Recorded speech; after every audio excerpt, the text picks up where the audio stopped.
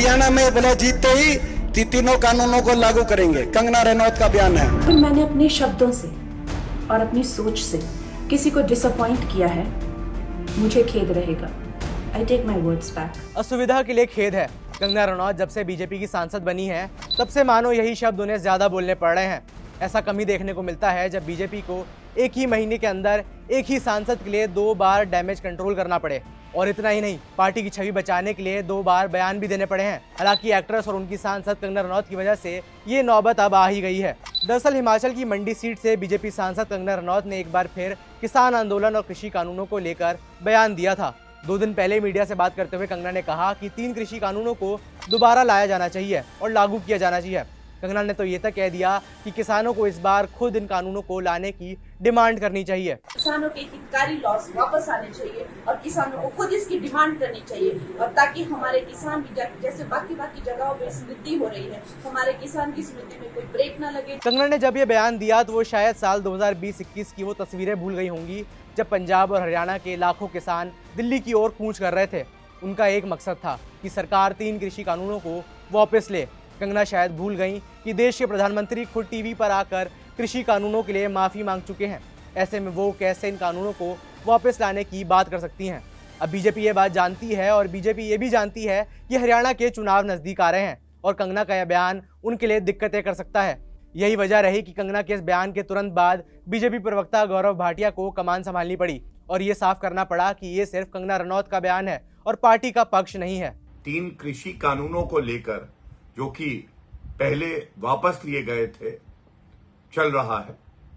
मैं बिल्कुल स्पष्टता से कहना चाहता हूं, ये बयान कंगना रनौत जी का व्यक्तिगत बयान है एवं भारतीय जनता पार्टी की तरफ से ना कंगना रनौत जी ऐसा कोई बयान देने के लिए अधिकृत हैं और ना ही उनका बयान जो पार्टी की सोच है 3 कृषि कानूनों को लेकर उसको दर्शाता है। इसलिए उस बयान का हम खंडन करते हैं। मामला बड़ा तो कंगना को भी माफीनामा देना पड़ा।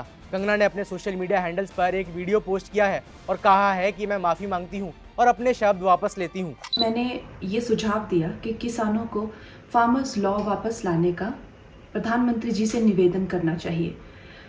मेरी इस बात से बहुत सारे लोग निराश हैं और डिसअपॉइंटेड हैं।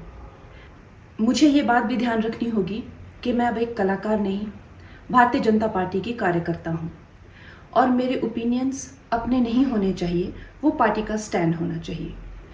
तो अगर मैंने अपने शब्दों से और अपनी सोच से किसी को डिसअपॉइंट किया है, मुझे खेद रहेगा।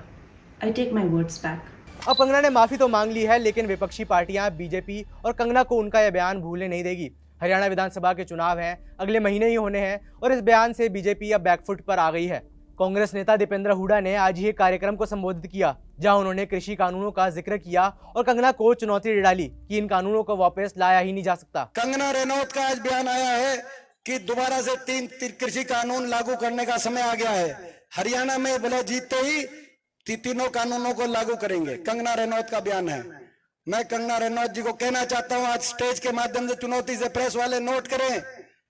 आप कह रहे हरियाणा का चुनाव जीतते ही तीनों कानून को लागू करेंगे। मैं कंगना रनौत जी को कहना चाहता हूं, हरियाणा में कांग्रेस पार्टी की सरकार बनेगी, बहुमत से हुड्डा साहब के नेतृत्व में सरकार बनेगी और उसके बाद देश में कोई ताकत नहीं जो 3 कानूनों को लागू करके दिखाएगा। चुनौती देते हैं हम यहाँ से।